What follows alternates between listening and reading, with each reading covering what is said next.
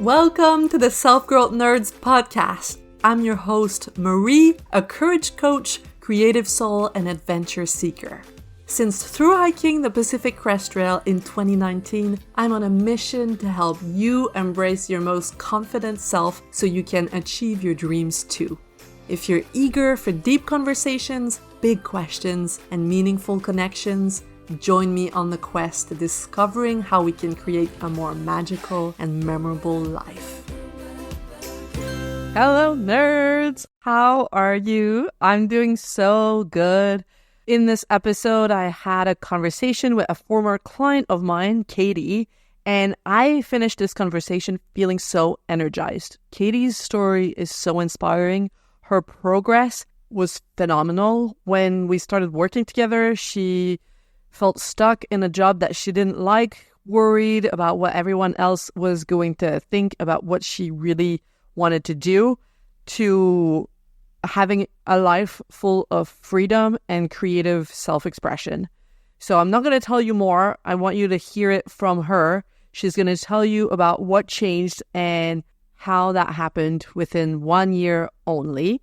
And the only thing I want to say before we jump in is that if you listen and you're like, oh my God, this is the medicine that I need, then go to selfgrowthnerds.com/audacity, book a call, and we'll see if we're a good match and talk about how I can help you go on a transformation journey similar to Katie's. All right, let's get started.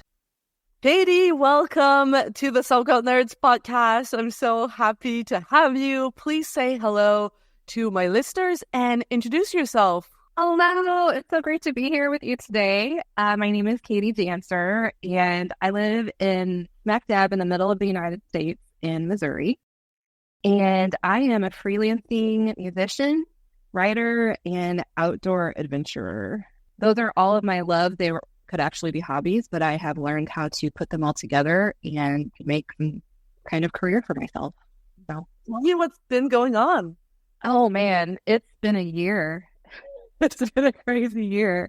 I feel like I'm in a really good spot mentally right now, especially compared to where I was last year. I think last year I was just so scared to start. I was so scared of failing. And now I've tried so many things and I've failed at some things and some things have gone well. And so Katie and I stopped working together about a year ago. And when we got started, can you tell us what your life was like? Sure. I had been working in a full-time marketing and communications job for a nonprofit.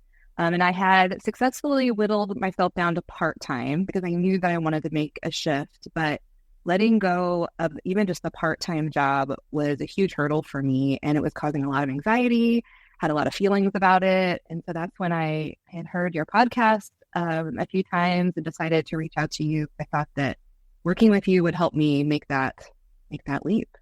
Mm-hmm. You wanted to quit your job, but what else is it that you wanted to do?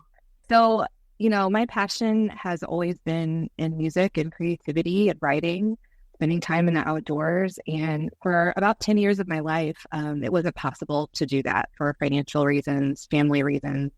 But I had gotten to the point personally where that was going to be possible again, to be able to make that shift back into music, back into where my actual training is and what my love is.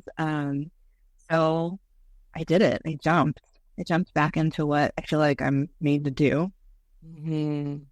And why did it seem so hard back then? What were the obstacles to you quitting your job?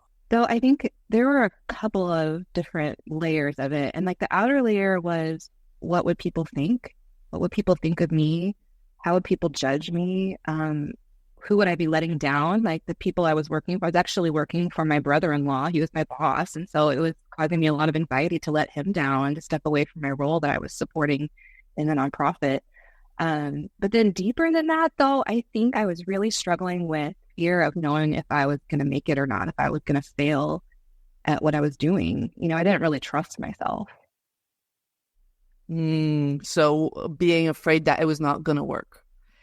It was something I had tried before and felt like I hadn't felt like I had failed at it. And so the idea of going back and trying again was really, really difficult. Okay, so I hear two main obstacles: the fear of letting people down, fear of what people were going to think, how they were going to feel about it, and the fear of failing. Yes. Of jumping and then falling flat on your face. And being super embarrassed. Yeah. Mm-hmm. Yeah. Okay. And what shifted? I really think that a lot of my life in performing music and in any kind of work, any kind of performative situation, I'm always kind of looking for that outside affirmation, and that like was always craving the atta girl or the, oh yeah, you're doing a good job. You're awesome at this. You should keep going. And I started to realize it wouldn't really matter how much of that I got. I still felt the same on the inside. And so, and you helped me to see this, that it wasn't so much other people's affirmation and encouraging me. It was me believing in myself that I could do it and wanting it bad enough that I was willing to try and fail. So that shift happened when I was working with you, or at least the courage to try happened when I was working with you. Was there a moment, or was it like a slow transformation? I think it was a slow transformation. It was taking little baby steps out, instead of just jumping headfirst into the deep end, just kind of taking intentional steps, wading in until I gained more courage to do the next thing and do the next thing. And there was I think a video that I watched that you had done where you talked about our perceived upper limits. And I think I watched that back like a year and a half ago, like back in January or February, and thinking, oh, that was like a click for me. It was like, oh, I only think I can reach this high because that's all I've ever done. But if I go through the pain, I know it's going to be painful, but if I go through the pain to get to that next level, then I can raise my upper limit. And I still remember that visual that you had drawn. So that has really helped me. Mm. So for a lot of people, coaching is untangible. So how would you say that coaching has helped you? It's almost like, okay, you've got Marie here with you. You just got to do it. You just got to go. And like for me, like I would have all the feelings of self-doubt throughout the weeks in between our sessions or whatever. But knowing that I was going to be meeting with you and to be talking with you about these things gave me that little extra push to do the work, to do the homework and to take those steps that we had talked about. Because it wasn't, I kind of needed somebody else to be like, come on, let's do this. You can do it. Let's go. And one of the tools that you had me do was a very tangible, very practical thing that helped me and still helps me. Sometimes I pull it out when I'm struggling mentally. And it's I can't remember what you call it. It was like the model, or like whenever you break down what you're thinking and the feeling behind it and what it's causing you to do. That was a game changer for me. How do you use it? So I struggle a lot with my thoughts and anxiety. And so sometimes I get caught in this like thought loop that ends up making me just feel stuck and I can't do what I know that I want to do. So I just pull out my notepad and I start with the C line, the circumstance line, and I just write it down and I just go through it. And then I usually realize that getting lost in my thought and dwelling on it and letting it envelop me is sabotaging whatever I'm trying to do. And usually there's no real like valid substance behind it. It's just some thought that I had that could easily just go away and be just fine. I didn't need to hold on to it. Yeah, it's like a automatic thought Yeah. you get caught into. And when you start realizing that a lot of your results are created by those thoughts, but most people are not aware of these thoughts. Yeah. And that's a lot of the work that we did, right? Becoming more aware of those thought loops that you get stuck into, and that tool that you talk about helps you see them and then step outside of them more quickly. The thought loops don't stop coming, but you learn how to step outside of them so that you can get into action. Yes. Yeah. Not letting it own me, knowing that I'm not in it, that I can be an outside. We talked a lot about being an outside observer to it and not being inside the bubble, but being outside the bubble, looking in at it. Mm-hmm. Yeah. having a different perspective on what's going on in your mind. So much mind drama can stop us from pursuing our calling 100%. So tell us about what your day-to-day life looks like now. So you quit your job a year ago, and what has it been like? For a little while, it was just kind of like I didn't really know what it should look like. And I think working for about a decade in a 9-to-5 situation had me very ingrained in what I should do every day and the schedule that I should keep and how much I should work and what I should be doing. So that's taken several months to kind of let go of. But I would say day to day, I'm a musician, so I spend a lot of my day playing music and practicing and developing programs for upcoming recitals and concerts that I'm doing. I am trying to do a little bit more. I love to write. I have an outdoor adventure blog that I've kept for several years now.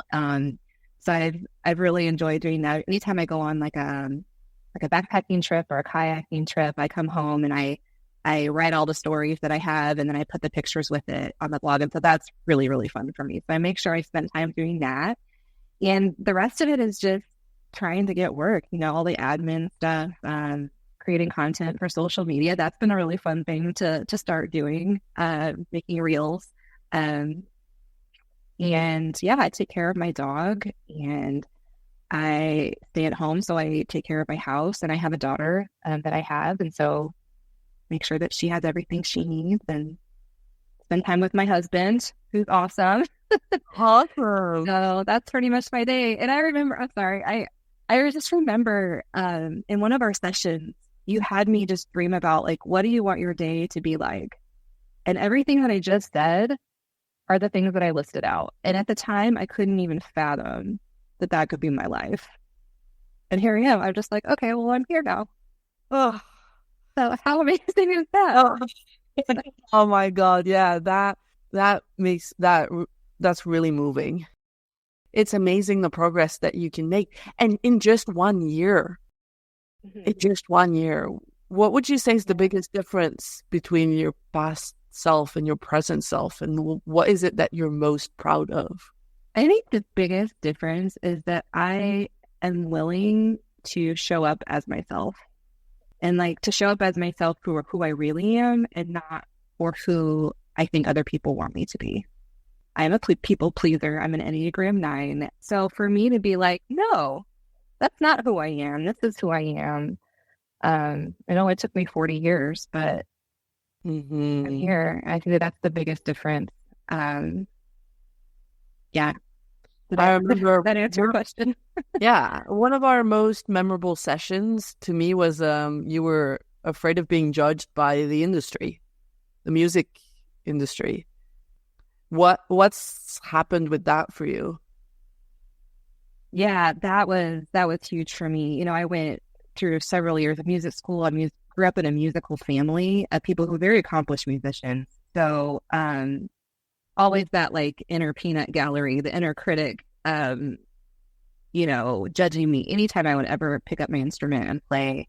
And I would say that I still struggle with it a little bit, but I remember that one of the sessions with you too, talking about just, they're going to think what they're going to think. You just leave them over there and you just go do your thing. And I come back to that so often, like, even if chances are they're not judging me the way that I think they are, but even if they are, who cares? They're not doing what I'm doing. I don't want to do what they're doing. So it really doesn't matter what they think. What matters what I think. Yeah, you're the one living your life every day. Yeah, for sure. But in order to create the life that you want, like you did, it comes with the risk of being disliked, right? That's part of the cost. And then most of the time is far from being as bad as what we imagine. Definitely. And if there's someone in your life who is judging you in that way, you don't want them in your life. Like, that is toxic. And I've had to end a few relationships in my life in the past couple of years because of that, because it was just like, you know what? This obviously isn't a good fit for either one of us. So I'll just free you. You can go on your way. I'll go on mine, and we can live our peaceful lives. Yes. So, I love that. I mean, and when people do judge you, that doesn't say anything about what you're doing. It tells you more about them. yeah, exactly. It just, I mean, from my personal experience, anytime I've ever judged someone, it's usually because I'm jealous of them and something that they're doing. So, or I'm intimidated by them. So, 100%. and that's just information. If I feel that way, I'm like, I wonder why I feel that way. Maybe I need to change what I'm doing. Yeah. And once you're feeling fulfilled and satisfied in your life, you're not going to be judging others. No, No one who absolutely not. Feeling fulfilled is judging others. No, exactly. And it's just funny. Most people are just, once I let go of all that, people are just so interested in what I'm doing. And they're like, oh, that's neat. It's like, okay.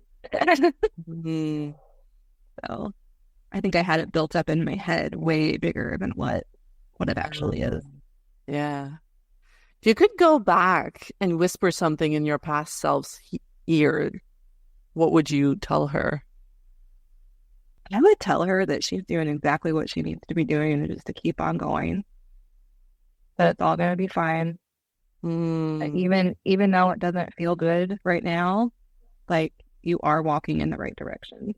That was something I wasn't always so sure about. I was always asking my husband, "Is this the right thing? Are you sure? Are you sure I should be doing this?" So yeah, that's what I would say.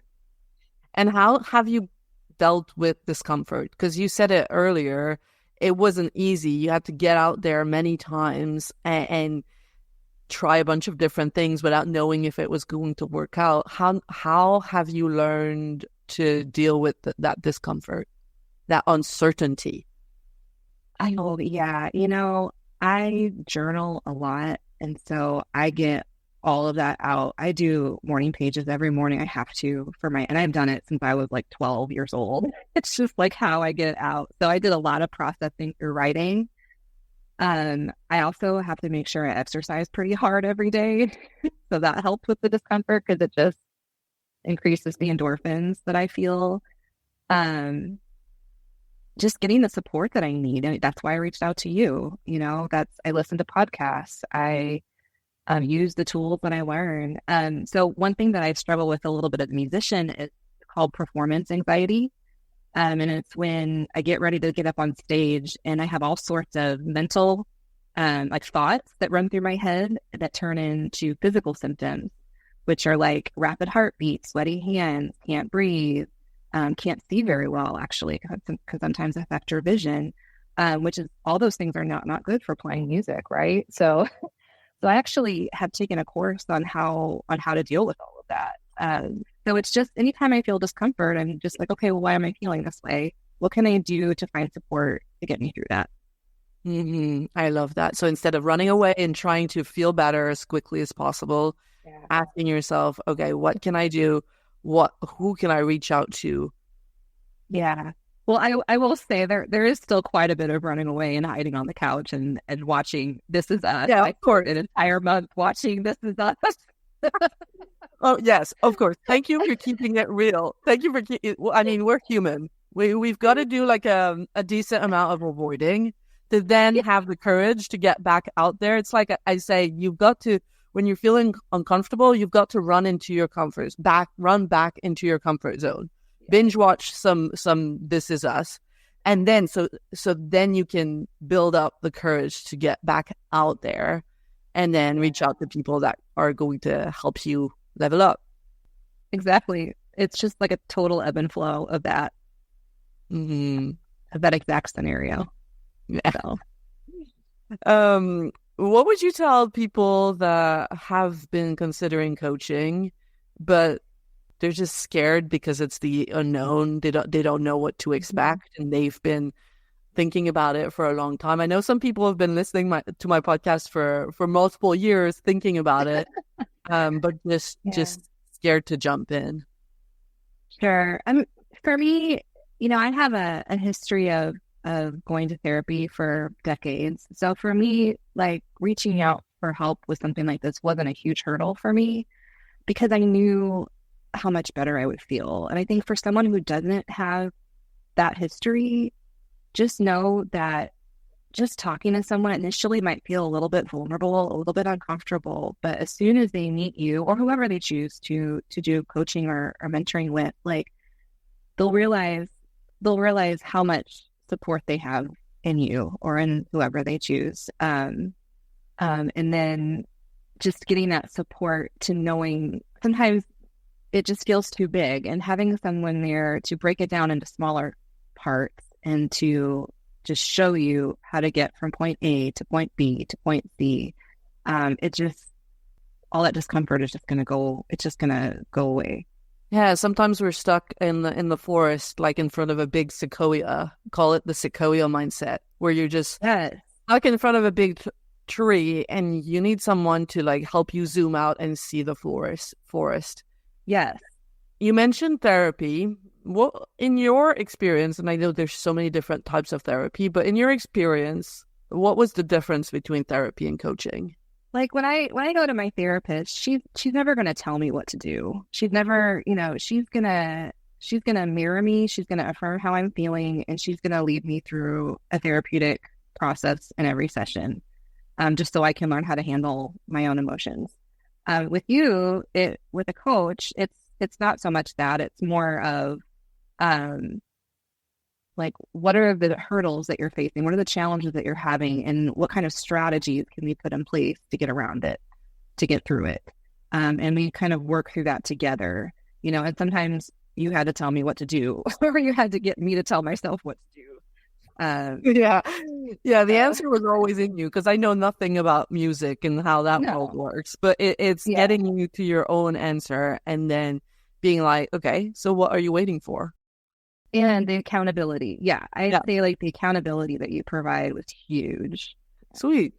Okay, so you said that the vision you had for your life a year ago has turned into a reality. So I'm curious to hear about what is your vision for the future today? Like, where do you want to be a few years from now? Yeah. I was just thinking about that like today, I think. Just like, okay, well now what?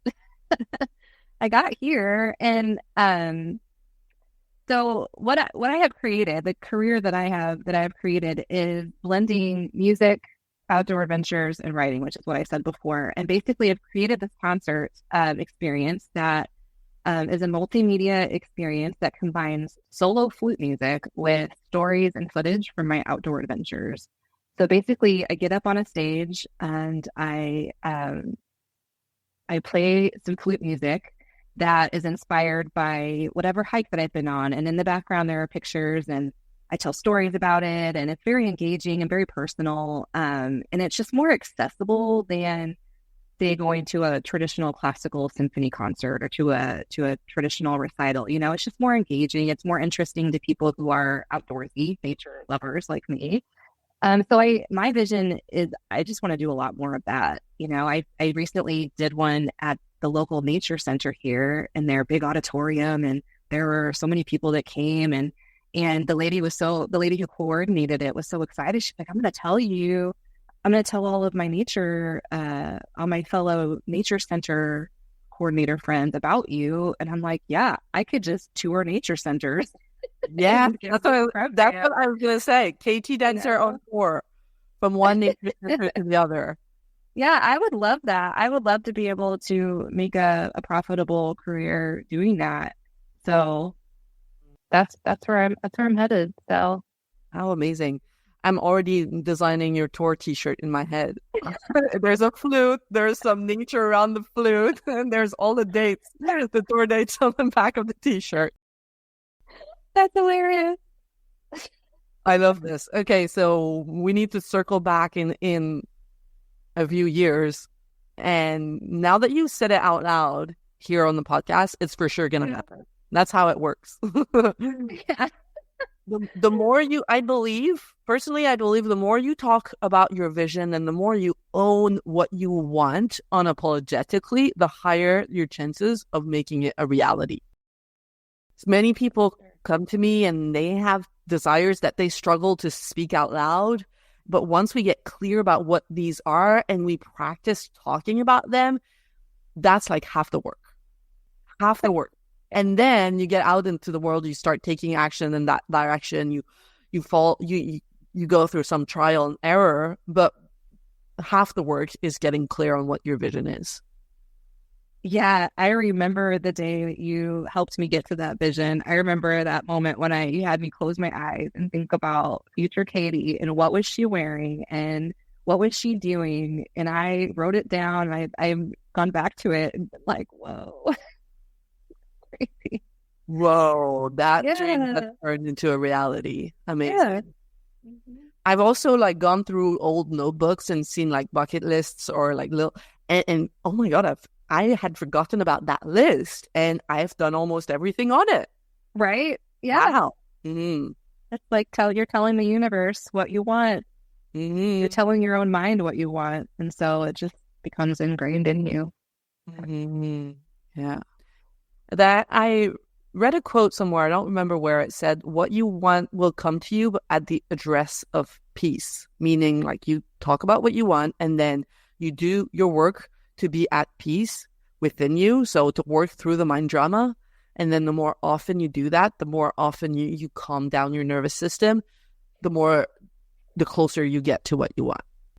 Yeah, that makes so much sense. That makes sense. Like it sounds woo-woo, but it actually makes sense scientifically because when you feel calm, when you feel grounded, you take wiser action in the direction of what you want. So it makes sense. Okay, before we go, Katie, I want to know if you have book recs. I have so many favorites. So I haven't finished it yet, but the book I'm reading right now is not. It's fiction, but it is called The Waters by Bonnie Jo Campbell, and I just actually got to hear her speak at an author panel last weekend, and it was so cool to hear her story because she actually started off in a career that was totally unrelated to being an author, and then she had to make that shift, and it was just really cool to hear her talk about her story. And then I'm also reading right now The Art of Impossible. What's that? Yeah, I actually forgot who the author is. He talks about peak performance, and that's that kind of genre of book. We'll put a link in the show notes. Talking about The Art of Impossible made me think about what's something that you thought was impossible for you that turned out to actually be possible. Giving a solo flute recital. I've always wanted to do that, but I've never thought it was possible. I always thought I needed other people to help me, other people to perform with. But getting up on a stage just all by myself, nobody else to fall back on, and commanding an audience just all by myself, never thought it was possible. But I've done it twice now in the past 6 months. So it is possible, actually, turns out. And how did you feel after? Exhilarated. I mean, it's like anything big like that I've done in my life. It's like you get done with it seems impossible. Having a baby, like it seems impossible while you're doing it, but when it's done, you're like, wow, I just did that, and you just feel so much more empowered to do it again or to do the next thing. Mm-hmm. So, okay, completely off topic and completely selfish question. So I want a kid in the next few years. So what's your advice as a fellow creative person who you love your alone time in nature and with books? So how do we survive a kid? Well, kids are very flexible. Kids will learn to adapt to whatever environment that you provide for them. So if you provide a very chaotic situation, they're going to feel chaotic. If you provide a very flexible, where some people just feel so tied down. They feel like they can't go anywhere when they have a kid. They feel like they're in prison. But if you just introduce the child into your life, you don't, if that makes sense, you get a backpack, a carrier for them, and you take them on your hike. You don't just stay at home with them all day if you don't want to. Take them with you. They will love it. Awesome. All right, Katie, thank you so much for coming on the podcast. Please tell people where they can go listen to your music and read about your adventures. Sure. Well, you can find me on Instagram. I'm the.flute.journey is my handle. And then you can find my blog, my adventure blog. It's adventurewithkatie.com. So www.adventurewithkatie.com are my adventure blogs. And it's going to be in the show notes. So if you want to go find Katie, it's all there underneath the podcast description. Have a beautiful rest of your day, Katie. You as well. Thank you so much, Marie. If you love what you're hearing on the Self-Growth Nerds podcast and you want individual help finding a new direction for your life and developing the courage to make your dreams a reality, you have to check out how we can work together on selfgrowthnerds.com or message me on Instagram at selfgrowthnerds. My clients say they would have needed that support years ago. So if you're tired of feeling like you're wasting your life, don't wait. Get in touch now, and I cannot wait to meet you.